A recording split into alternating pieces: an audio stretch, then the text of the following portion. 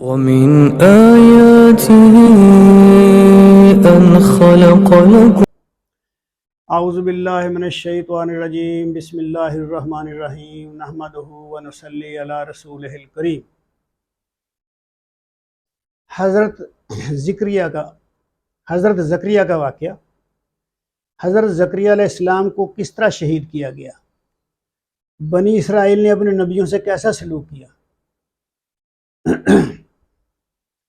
حضرت زکریا علیہ السلام اللہ کے پیغمبر تھے۔ حضرت مریم کی کفالت ان کے ذمہ تھی۔ آپ جب کبھی حضرت مریم کے حجرے میں جاتے تو وہاں کچھ نہ کچھ کھانے پینے کا سامان پاتے۔ انہوں نے مریم سے پوچھا کہ اس کے پاس کھانے پینے کا سامان کہاں سے آتا ہے،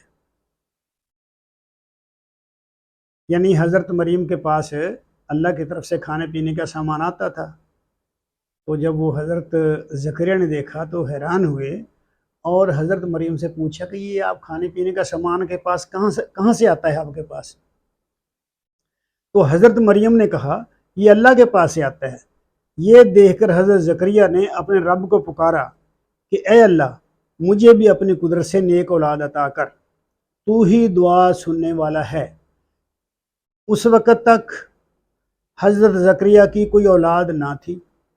مریم کو دیکھ کر ان کے دل میں خواہش پیدا ہوئی کہ اللہ کریم اس نیک لڑکی کی طرح انہیں بھی نیک اولاد عطا فرمائے۔ آپ اس وقت بوڑھے ہو چکے تھے۔ ایک دن جب زکریا علیہ السلام محراب یعنی عبادت کے کمرے میں کھڑے ہو کر نماز پڑھ رہے تھے تو فرشتوں نے آواز دی کہ اللہ تجھے یحییٰ کی خوشخبری دیتا ہے، یعنی آپ کے بیٹا پیدا ہوگا جس کا نام یحییٰ ہوگا۔ وہ اللہ کی طرف سے ایک فرمان کی تصدیق کرنے والا بن کر آئے گا۔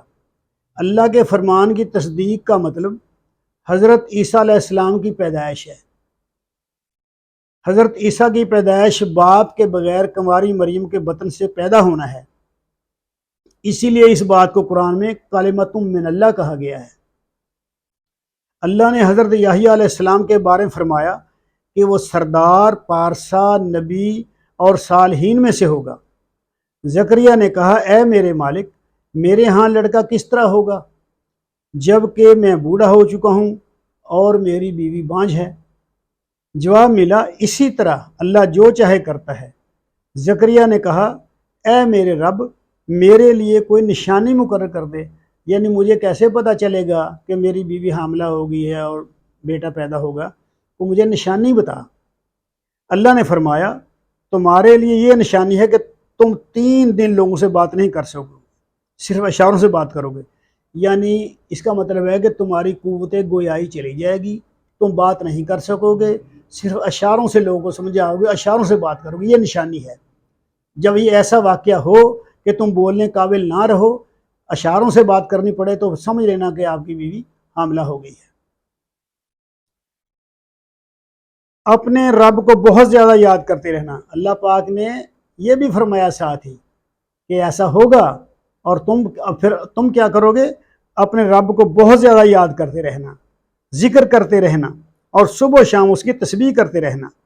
یعنی یہ اللہ پاک نے فرمایا حضرت زکریا سے کہ پھر جب یہ معاملہ پیش آ جائے، آپ پر اللہ کی رحمت ہو جائے، تو آپ اللہ کی تعریف اور تسبیح کرنا، تحمید کرنا۔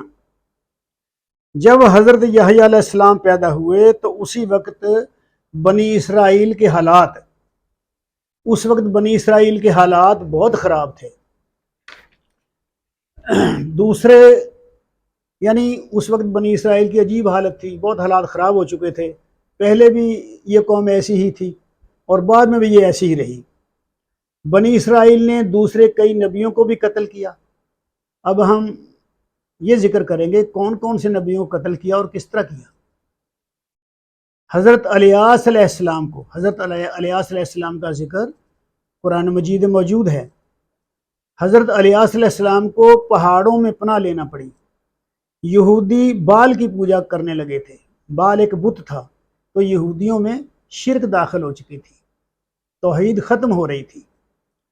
جب حضرت الیاس علیہ السلام نے ان کو توحید کی واض و تبلیغ کی اور بال کی پوجا سے منع کیا، تو سلطنت سامریہ کا اسرائیلی بادشاہ اپنی مشرکہ بیوی کی وجہ سے ان کا دشمن بن گیا، اور حضرت الیاس کو جزیرہ نمائے سینا کے پہاڑوں میں پناہ لینی پڑی، یعنی آپ کو وہاں چھپنا پڑا اس ظالم بادشاہ سے بچ کر۔ سلطنت یہودیہ، یعنی یہودیوں کی دو حکومتیں بن چکی تھی تقسیم ہو کر۔ حضرت سلیمان کے بعد، حضرت سلیمان کی سلطنت، حضرت داؤد، اس کے بعد حضرت سلیمان کی سلطنت بہت وسیع سلطنت اور بہت توحید پرست سلطنت تھی۔ جب وہ ختم ہوئی تو اس کے بعد اسرائیل کی جو ریاست تھی، وہ توحید پرست ریاست، وہ دو ریاستوں میں تقسیم ہو چکی تھی، ایک سلطنت یہودیہ اور دوسری سلطنت سامریہ۔ سلطنت یہودیہ نے اپنے ہی بھائیوں کے خلاف لڑنے کے لیے دمشق کی آرامی حکومت سے مدد مانگ لی، تو اس بات پر اس وقت حنانی نبی یہودیہ کے بادشاہ کو حنانی نبی نے یہودیہ کے بادشاہ کو تنبیہ کی، منع کیا، ان کو سمجھایا، تنبیہ کی، مگر بادشاہ نے خدا کے پیغمبر کو جیل بھیج دیا۔ اب میکایا نبی کی بات کرتے ہیں، وہ نبی جن کا نام میکایا تھا۔ ایک اور نبی میکایا کو اسی بادشاہ نے حق بات کہنے کی وجہ سے جیل بھیجا اور حکم دیا کہ اس شخص کو مصیبت کی روٹی کھلانا اور مصیبت کا پانی پلانا۔ ان کے بعد ذکر ہے یرمیا نبی کا۔ یرمیا نبی نے اپنی قوم کو واضح و نصیحت کی اور گلی گلی جا کر لوگوں کو سمجھایا کہ اپنے طور طریقے درست کر لو ورنہ تمہارا انجام بدتر ہوگا، مگر قوم ان کے خلاف ہو گئی اور ان کو برا بھلا کہنے لگی، ان کو پیٹا گیا اور قید کر لیا گیا، پھر رسی سے باندھ کر کیچڑ سے بھرے تالاب میں لٹکا دیا گیا تاکہ بھوک پیاس سے وہیں مر جائیں۔ ان پر غداری کا الزام لگایا گیا۔ جب کچھ نہیں بنتا نا ان بادشاہوں سے، طاقتوروں سے، جو حکومت وقت کے بادشاہ ہوتے تھے، تو غداری کا الزام لگا دیتے تھے۔ یہ تو بہت آسان ہوتا ہے، غداری کا الزام لگایا اور سزا دے دی۔ آموس نبی، ایک اور نبی جن کا نام آموس تھا، جب انہوں نے سامریہ کی اسرائیلی حکومت کو گمراہی اور بدکاری سے روکا تو ان کو کہا گیا کہ ملک سے نکل جاؤ اور باہر جا کر نبوت کرو۔ حضرت عیسیٰ علیہ السلام، حضرت عیسیٰ علیہ السلام پر بھی بنی اسرائیل کے علماء اور قوم کے سرداروں نے غضب اٹھایا کیونکہ وہ گناہوں اور بدکاریوں سے روکتے تھے۔ ان کے خلاف جھوٹا مقدمہ تیار کیا گیا اور ان کو پھانسی پر لٹکایا گیا۔ حضرت زکریا علیہ السلام، حضرت زکریا علیہ السلام کے ساتھ کیا کیا گیا؟ حضرت ہارون علیہ السلام کے خاندان میں سے تھے آپ، یعنی حضرت زکریا علیہ السلام حضرت ہارون علیہ السلام کے خاندان میں سے تھے۔ حضرت ہارون کا خاندان پاک ترین چیزوں کی تقدیس کا کام کرتا تھا، ان کو مقدس بناتا تھا، پاک کرتا تھا۔ اس خاندان کے علاوہ دوسرے مقدس کے اندر نہیں جا سکتے تھے، بلکہ وہ کیا کرتے تھے؟ خداوند کے گھر کی خدمت وقت صحنوں اور کوٹڑیوں میں کام کرتے تھے، یعنی وہ مقدس کے اندر نہیں جا سکتے تھے بلکہ باہری باہر کام کرتے تھے، صحنوں میں کام کر لیا، کوٹڑیوں میں کام کر لیا۔ بنی ہارون کے 24 خاندان تھے جو مقدس کی خدمت کے لیے حاضر ہوتے تھے۔ انہی خاندانوں میں سے ایک ابیا کا خاندان تھا جس کے سردار حضرت زکریا تھے۔ اپنے خاندان کی باری میں یہی مقدس میں جاتے اور خداوند کے حضور بخور جلانے کی خدمت انجام دیتے تھے۔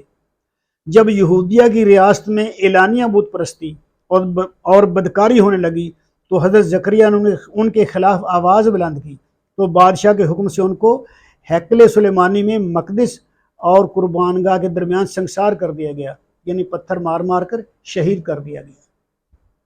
وَمِنْ آيَاتِهِ أَنْ خَلَقَ لَكُم